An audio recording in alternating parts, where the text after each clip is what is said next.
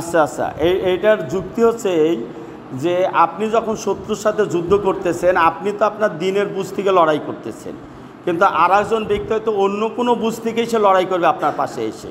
হয়তো কেউ আছে টাকার জন্য এসে লড়াই করবে, কেউ আসবে হচ্ছে ভূখণ্ডের মায়ায় আসবে, এ ধরনের বিভিন্নভাবে আসবে। আল্লাহ রাসূল সাল্লাল্লাহু আলাইহি ওয়াসাল্লামও বলেছেন যে যারা জিহাদ করে হয়তো সম্পদের জন্য জিহাদ করে বা কেউ নারীর জন্য জিহাদ করে, তো বলছেন যে যেটার জন্য করে সেটা তার, যে আল্লাহর উদ্দেশ্য করে সেটা আল্লাহর।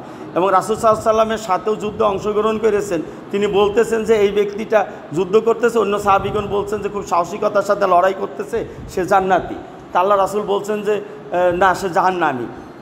তখন তারা তাকে জিজ্ঞেস করে যে সে কেন যুদ্ধ করতে এসেছে, তখন সে বলতেছে সে মক্কার আগ্রাসন থেকে সে মদিনাকে রক্ষা করার জন্য এসেছে, এখানে মদিনার ইসলাম বা ইসলাম কি এটা তার বিষয়বস্তু না, তো এই কারণে সে তার জাহান্নামী হচ্ছে। তো এই জন্য আবার আরেক জায়গায় সাহাবাগণ গেছেন একটা অভিযানে, সেখানে তারা নিজেরা সক্ষম হচ্ছেন না, কিন্তু তাদের সহযোগী দরকার। স্থানীয় একটা কবিলার সাথে তারা চুক্তি করেছে, তাদের কিছু অর্থের বিনিময়ে তাদেরকে সহযোগী হিসাবে গ্রহণ করে নিয়েছে। গ্রহণ করে নিয়ে তারপরে তাদেরকে সাথে নিয়ে সেখানে বিজয় অর্জন করেছেন তারা। তো এই বিজয়ের পরে যখন রাসূল সাল্লাল্লাহু আলাইহি ওয়াসাল্লামকে জানানো হলো, তিনি এই তাদেরকে অর্থের বিনিময়ে সাথে নেওয়ার ব্যাপারটাকে আল্লাহ রাসূল অনুমোদন করলেন। তবে একথা বলে দিলেন যে তাদের জন্য শুধু অর্থটাই রয়েছে, আর কিছু নাই। তো এইসব ঘটনার থেকে বোঝা যায় যে আমরা এই ভূমিতে যখন আমরা কোনো আগ্রাসনের বিরুদ্ধে লড়াই করব, তখন বিভিন্নজন বিভিন্ন বুঝ দিয়ে আমাদের সাথে থাকতে পারে, আমরা তাদেরকে আমাদের সাথে থাকার ক্ষেত্রে গ্রহণ করার ক্ষেত্রে আমরা আপত্তি করব না, বা কেউ ভূমিকা নিচ্ছে। আজকে যেমন আজকে দেখেন ইউটিউবে পিনাকি ভট্টাচার্যের ভূমিকা তো সবাই জানেন, যে তার যে ভূমিকাটা সেটাকে তো আমরা গ্রহণ করি বা আমরা সেটাকে সাপোর্ট করি, যতক্ষণ সেই ভূমিকায় থাকে তাকে নিয়ে আমাদের সমস্যা নেই।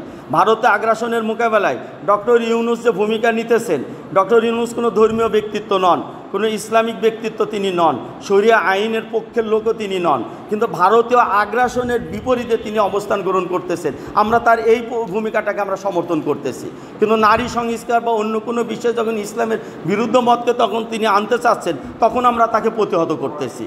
এটা হচ্ছে আপনার বিষয়ের সাথে যুক্ত, ইস্যুর সাথে যুক্ত। তো এই জন্য আমাদের অবস্থান এটাই যে আমাদের কাজের সাথে আমাদের লক্ষ্যের সাথে কারো যদি সঙ্গতি তৈরি হয়, তাহলে সেই সঙ্গতিটাকে আমরা তার সাথে সহযোগিতামূলক নেব।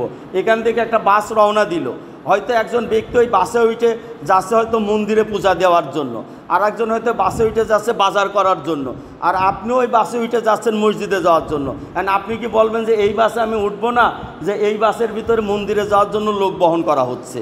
সেটা তো না, সে তার লক্ষ্য নিয়ে সে রয়েছে, আপনি আপনার লক্ষ্যে রয়েছেন। ব্রিটিশদের বিরুদ্ধে লড়াইয়ের সময় সাইয়েদ আহমেদ বেরলভী রহমতুল্লাহ আলাইহি বালাকোটে যে যুদ্ধ করেছিলেন, ইতিহাসে দেখবেন আপনারা সেখানেও অমুসলিমদের একটি ইউনিট ছিল এবং তারা কিন্তু অংশগ্রহণ করেছিল। তারা কি বৃটিশদের হাত থেকে ভারত উপমহাদেশকে মুক্ত করার জন্য। নবাব সিরাজদৌল্লা যখন পলাশির যুদ্ধের তিনি সৈন্য পাঠিয়েছেন, আপনারা দেখবেন যে সে জায়গাটায় মীর জাফর আলী খাঁ, সে যদিও মুসলিম পরিচয়ধারী আর কি, সে বিশ্বাসঘাতকতা করেছে, কিন্তু অমুসলিম মোহনলাল তো যুদ্ধ করেছে। তো মোহনলালের যুদ্ধ কি ইতিহাসে স্থান পায়নি? স্থান পেয়েছে, মোহনলালের যুদ্ধটা ইতিহাসে জায়গা করে নিয়েছে। আবার যারা বিশ্বাসঘাতকতা করেছে তাদেরকে আমরা প্রত্যাখ্যান করি।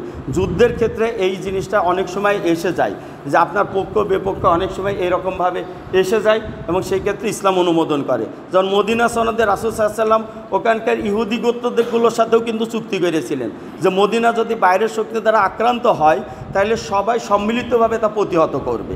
কিন্তু ইহুদিরা বিশ্বাসঘাতকতা করে এসে তারা সম্মিলিতভাবে প্রতিরোধের অংশীদার না হয়ে তারা বরং গোপনে তাদের সাথে হাত মিলিয়েছে।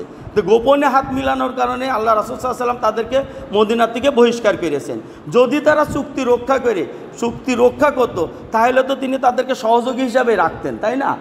তো এই জন্য কেউ যদি বিশ্বস্ততা রক্ষা করে কোনো অমুসলিমও আমাদের সাথে থাকে, কোনো সাধারণ মানুষ যার ভিতর হয়তো অন্য কোনো সমস্যা রয়েছে আমল আখলাকের, সেও যদি আমাদের সাথে থাকে আমাদের গ্রহণ করতে কোনো অসুবিধা নেই।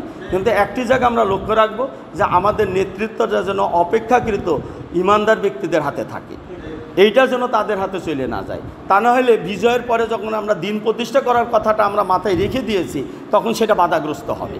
এই জন্য আমরা তাদেরকে অবশ্যই নেতৃত্বের জায়গায় রাখবো, এই জিনিসটা মাথায় রাখতে হবে। জি।